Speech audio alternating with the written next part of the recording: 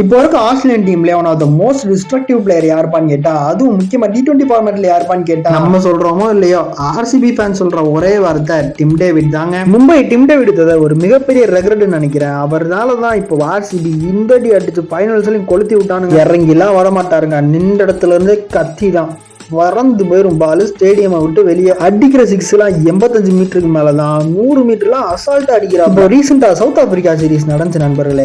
அங்க ஆஸ்திரேலியா கேவலமா இருந்தானுங்க முதல் T20. ஆனா டிம் டேவிட் வெறித்தனமா ஆனாப்ல 3 T20 எந்த டீமை பார்த்தாலும் பழகுறாங்க. இந்தியா கூடயும் ஐயோ என்ன அடி. அதெல்லாம் இப்போ ரீசெண்டா கூட வெஸ்ட் இண்டீஸை டூர் பண்ணியிருப்பாங்களே, மிச்சல்ஸ்டா கூட ஹியூமிலேட் பண்ணுவார் வெஸ்ட் இண்டீஸை.